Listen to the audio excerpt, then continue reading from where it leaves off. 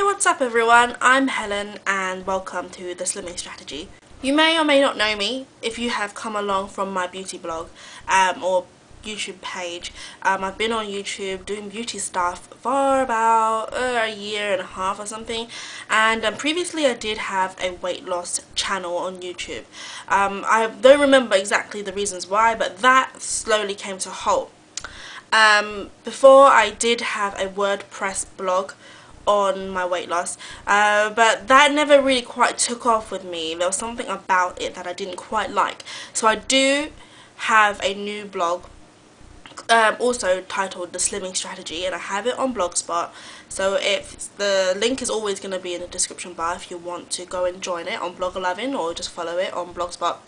And this is my new channel. You may notice that the format for these videos are going to be somewhat different to my beauty channel videos. One of the reasons I remember why I never really quite managed to carry on with the other weight loss channel I previously had that was relatively successful was because I found it very grueling to edit constantly for both channels. At the time I was having a very hectic lifestyle. While I am on holiday, I do anticipate that happening again. So my strategy is to keep these as raw and as basic as possible. So almost always, but not all the time, there's going to be a corresponding blog. The reason for doing this is because I found it was successful with my previous channel, whereby I will blog about something and therefore I can make a video, simply because it gives me structure on what to say. I don't ramble on for too long, and it means that for those people who don't want to or can't watch a video, they're welcome to read my blog or vice versa. So now that we've got that out of the way, I can begin to actually start my very first video. What are my goals? Obviously to lose weight and to change my lifestyle for the better, to be someone different. My goals have never really changed from the moment this kind of thing I wanted to do a long time ago, and it's been a struggle, and it's been, as you will discover, extremely horrifying journey for me because of all the things that have happened on the way. But I honestly feel like this is going to be it. I'm going to do it, and I hope you'll be with me. And I'm going to fill you in on how life was back in the day. So I want to tell you where it all really started. Some of you might know the story, so bear with me if you already know. This is what happened. As a kid, I grew up quite relatively normal. You know, I never was too fat nor too thin as a child. I was just a normal kid. I did exercise, I ran a lot, etc. I was actually one of the fastest runners when I was really young. I was healthy, etc. And I'm pretty sure up until the age of 8 or something, I went to Hong Kong.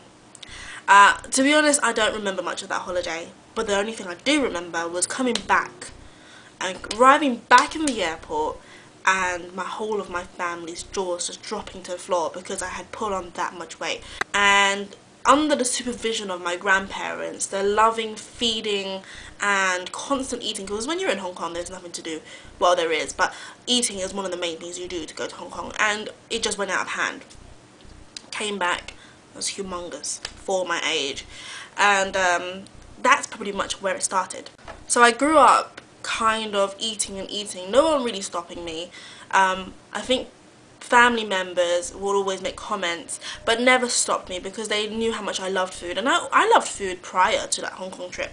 It's just that something about what happened to me in Hong Kong is that I somehow stopped the ability to say no, and cramming food because you loved it so much began to be the object of every single meal, where like there was such a fine line between, you know, I'm okay to I'm stuffed, and I'd cross it every single time. And sometimes I still really want to do it now, because even though it's really painful afterwards, that 10-second sensation of being seriously stuffed and feeling so satisfied, you know, is something. Well, at the time it would feel really worth it. Afterwards I'd feel like absolute rubbish, and it's time that I really stopped doing things like that. Up until about the middle of high school, I realised there was a proper problem. Like, I knew I was putting on weight, but high school was really bad.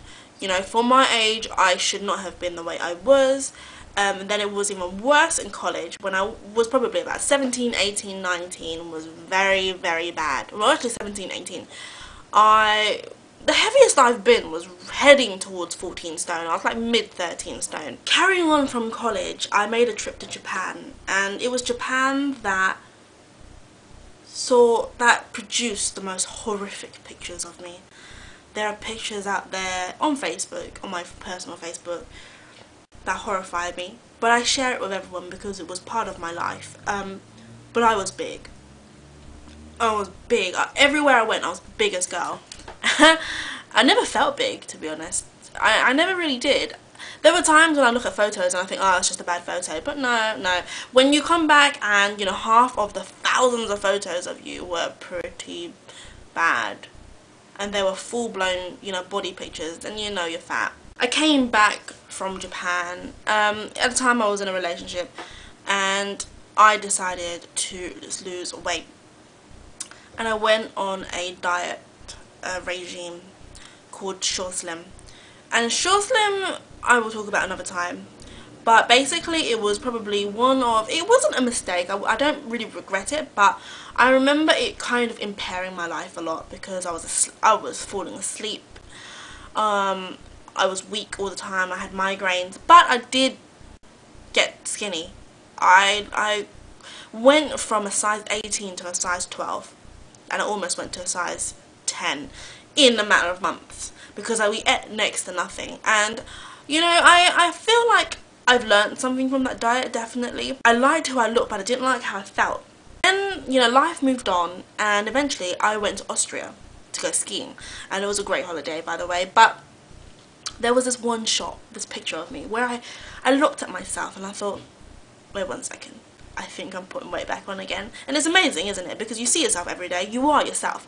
But it's not until these striking moments where you just look at yourself and you think, oh my god, how come I haven't seen this? And I started putting on weight. I got fatter and fatter. I ate anything I wanted to because I was convinced I wasn't that big. And there is this one picture, actually there's several pictures, but there is one picture I'll share with you where I took with my family members, and it's shocking how big I am. We just decided between my sister and I that enough was enough. We were going to do it once more. At the time I said once more. And I went onto Weight Watchers. So I've been on I'm not on Weight Watchers anymore, exactly. I lost about half a stone and I looked good. You know, I was okay. So, since Weight Watchers, I've put weight back on again.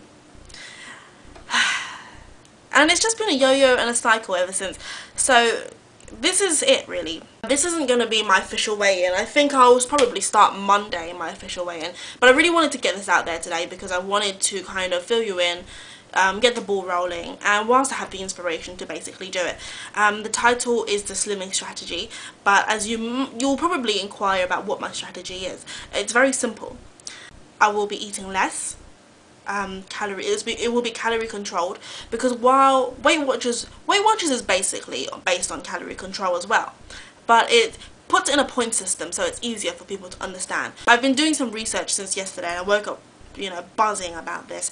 I have a BMI of about 34. I've done it on several calculators now. They all kind of give different results, but it's about 34, which is apparently, according to the website which I am referring to mostly, is calorie count. .about.com, and on there it's like Weight Watchers, but they do it with calories, and I just think, you know, that makes so much more sense for me. Now I'm obese class 1, you know, which is overweight, really overweight, and apparently I should be between 18.5 to 25 for my BMI, and I'm 33.25, so, you know, I'm quite well away from that.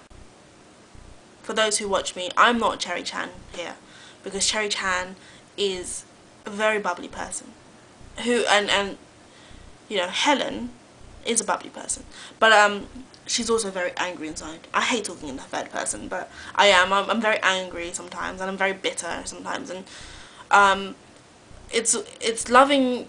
It's part of the journey is about loving myself and kind of changing things for the better. I feel like I would like to inspire people, but before I can do that, I have to actually do it myself. No pain, no gain. So